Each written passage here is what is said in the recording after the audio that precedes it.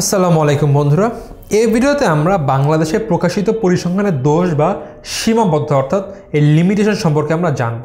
অর্থাৎ আমাদের যে প্রকাশিত যে উৎস আছে সেগুলোর কী কী সীমাবদ্ধতা রয়েছে। প্রথমে হলো সংগৃহীত তথ্যের নির্ভুলতা। আমরা কিন্তু দেখেছি আমাদের সরকারি প্রতিষ্ঠানের মধ্যে বেসরকারি প্রতিষ্ঠানের মধ্যে কিন্তু রয়েছে বিভিন্ন ইউনিভার্সিটি, ব্র্যাক, এনএসইউ। আবার আমাদের স্বায়ত্তশাসিত বা আধা সরকারি যে উৎস আছে তার মধ্যে বিভিন্ন ইউনিভার্সিটি আছে, যেরকম ঢাকা ইউনিভার্সিটি, জাহাঙ্গীরনগর ইউনিভার্সিটি। মনে করো এখান থেকে কোনো একটি শিক্ষার্থীকে কোনো প্রজেক্ট দেওয়া হলো যে তুমি দেশের ধান নিয়ে একটি গবেষণা করো, বা গবেষণা না, একটি রিপোর্ট জমা দাও। এখন দেখো সে কিন্তু পড়ছে বিবিএতে, সো তাকে দিয়েছে ধান সম্পর্কে একটি রিপোর্ট করতে, এবং হয়তোবা সে রিপোর্ট করলো, খুব ভালো মতন করে সে প্রকাশ করলো এটি অনলাইনে। এখন এই যে একটি ছাত্রের একটি রিপোর্ট, এটা কি তোমার মনে হয় একদম সম্পূর্ণ নির্ভুল হবে? নিশ্চয়ই না, কারণ তার কিন্তু এই পরিসংখ্যান বা তথ্য সংগ্রহে কিন্তু তেমন কোনো আইডিয়া নেই, বা তাকে কিন্তু কোনো কোর্স করানো হয়নি। তাকে একটি কাজ দেওয়া হয়েছে, বাট সে কিন্তু এখানে সম্পূর্ণভাবে প্রশিক্ষিত না।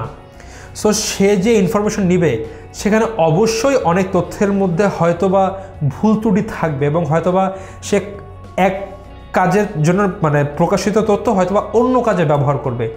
সো এর মাধ্যমে কিন্তু খালি আমাদের ইউনিভার্সিটি না, বিভিন্ন বেসরকারি বা সরকারি প্রতিষ্ঠান মাঝে মধ্যে অদক্ষ কর্মচারীকে দিয়ে বা কর্মকর্তাকে দিয়ে কিন্তু বিভিন্ন তথ্য সংগ্রহ করায়, যেগুলো আসলে সম্পূর্ণ নির্ভুল নয়।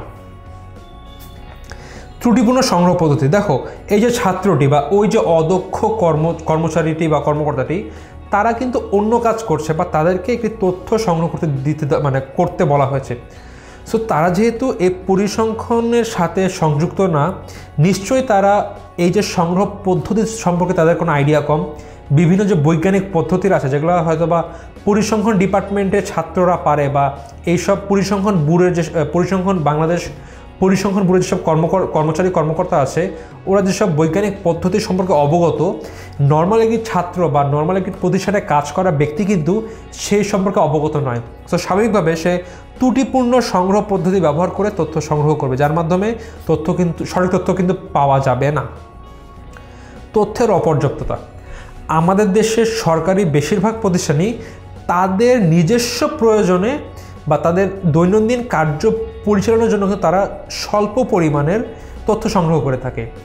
এগুলো থেকে কিন্তু আমরা সবসময় আমাদের প্রয়োজন মতো সম্পূর্ণ তথ্য পেয়ে থাকি না, যার মাধ্যমে আমরা যেটুক তথ্য আমাদের প্রয়োজন আমরা সবসময় সম্পূর্ণ তথ্যটুক পাচ্ছি না।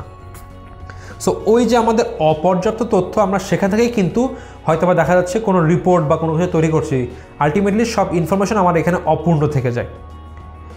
তথ্যের বিশ্বাসযোগ্যতার অভাব। বেশিরভাগ সময় দেখা যায় দেশের যেরকম বড় বড় প্রতিষ্ঠান আছে, যেরকম বাংলাদেশ পরিসংখ্যান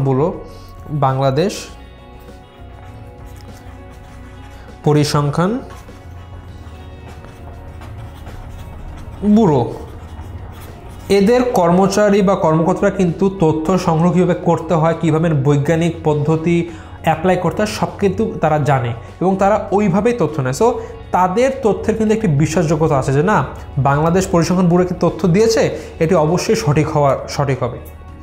কিন্তু ছোট যখন কোনো প্রতিষ্ঠান বা কোনো এনজিও যখন কোনো তথ্য দেয়, সেখানে কিন্তু তারা যে একদম কোনো প্রশিক্ষিত ব্যক্তিকে ব্যবহার করে তথ্য সংগ্রহ করেছে, এর কিন্তু কোনো গ্যারেন্টি নেই। সো ওই সব বিভিন্ন উৎসের কিন্তু তথ্যের বিশ্বাসযোগ্যতা থাকে না। উপযুক্ত প্রশিক্ষণের অভাব। যারা যখন বাংলাদেশ প্রশিক্ষণ ব্যুরো অবশ্যই তার কর্মচারীদের কিন্তু উপযুক্ত প্রশিক্ষণ দেয় যে কীভাবে তথ্য সংগ্রহ করতে হয়, কীভাবে সেগুলো সাজাতে হয় বা প্রকাশ করতে হয়।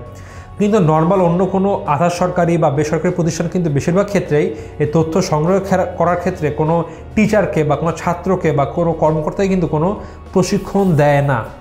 সো তারা প্রশিক্ষণ না পাওয়ার জন্য সঠিকভাবে তথ্য সংগ্রহ করতে পারে না, বা সঠিক পদ্ধতি অবলম্বন করতে পারে না, যার ফলে তথ্য বেশিরভাগ ক্ষেত্রেই পরিপূর্ণ হয় না এবং কিছু ভুল থেকে যায়।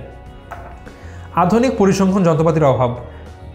আমরা বর্তমানে দেখেছি আমাদের বিভিন্ন ব্যবসা বাণিজ্য প্রতিষ্ঠান বা অফিস কিন্তু সব কম্পিউটারে সব কিছু অটোমেটেড সিস্টেমে কাজ করে, কিন্তু যখন তারা এই পরিসংখ্যানের বিভিন্ন পদ্ধতি সম্পর্কে অবগত থাকে না বা প্রশিক্ষিত না, তখন কিন্তু তারা সেই কম্পিউটারের মাধ্যমে বিভিন্ন অটোমেটেড বা বিভিন্ন সফটওয়্যার ব্যবহার করে কিন্তু এই কাজগুলো করতে পারে না, বেশিরভাগ কাজই তারা ম্যানুয়ালি করে থাকে। সব পরিসংখ্যানে যে আধুনিক পদ্ধতি আছে তারা সেগুলো অ্যাপ্লাই করতে পারে না, যার ফলে আমরা নির্ভুল তথ্য পাই না। আর রিপোর্ট প্রকাশে বিলম্ব, ধরেন কোনো একটি সংস্থা একটি তথ্য নিল হয়তো বা 2017 সালে দেশের অর্থনৈতিক অবস্থা এবং প্রকাশ করলো মনে করো 2018 সালে, 1 বছর পরে মনে করো একটি বড় রিপোর্ট করলো। 1 বছরে দেশের অর্থনীতি অনেক চেঞ্জ হয়ে যায় না? বিভিন্ন জিনিসের দাম বৃদ্ধি পায়, বিভিন্ন জিনিসের দাম কমে যায়, মুদ্রাস্ফীতি হতে পারে, মুদ্রার মূল্যবান কম বেশি হতে পারে। সো যখন এই রিপোর্ট বিলম্বে প্রকাশ করে, সে যখন 17 সালে তথ্য সংগ্রহ করে 18 সালে রিপোর্ট প্রকাশ করবে, সে কিন্তু নিচে লিখে দিয়েছিল 2018 সালে প্রকাশিত। সো মানুষ যখন ব্যবহার করে তখন ধরে নিবে যে এই তথ্যগুলো সব 2018 সালকে কেন্দ্র করে নেওয়া হয়েছে, কিন্তু আসলে কিন্তু তথ্য নেওয়া হয়েছে 2017 সালকে ঘিরে। সো এর জন্য দেখা যায় মাঝে মধ্যে আমরা 1 সালের তথ্যকে আমরা ভুলে অন্য সালে ধরে খুব ভুল তথ্য প্রকাশ করে দিই। হয়তোবা এই ছাত্রটি এই ধানের হয়তোবা ধান যে গবেষণা ইনস্টিটিউট তারা একটি রিপোর্ট দিয়েছে 2013 সালে, ও এটিকে কেন্দ্র করে রিপোর্ট করেছে। বাট দেখা গেল ধান যে প্রতিষ্ঠান আছে, ওই ধান গবেষণা ইনস্টিটিউট, তারা হয়তোবা এই তথ্যগুলো নিয়েছিল 2011 সালে। 2 বছরের পরে কিন্তু ধানের উৎপাদন বা বিভিন্ন নতুন নতুন যে প্রকার ধান আসবে বা এদের ফলন বা বিভিন্ন বন্যা এদের ক্ষতি, এর কিন্তু অনেক তথ্য ভ্যারি করবে। বাট এই ছাত্রটা মনে করছে আমি 2013 সালের তথ্য নিয়ে কাজ করছি, কিন্তু আসলে তথ্যগুলো 2011 সালে। সো এই যে রিপোর্ট প্রকাশে বিলম্ব করে, এর জন্য কিন্তু মাঝে মধ্যে তথ্য বিকৃত হয়ে যায়।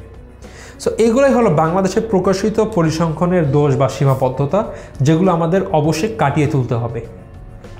এই ভিডিওতে এ পর্যন্তই, দেখা হচ্ছে পরের ভিডিওতে।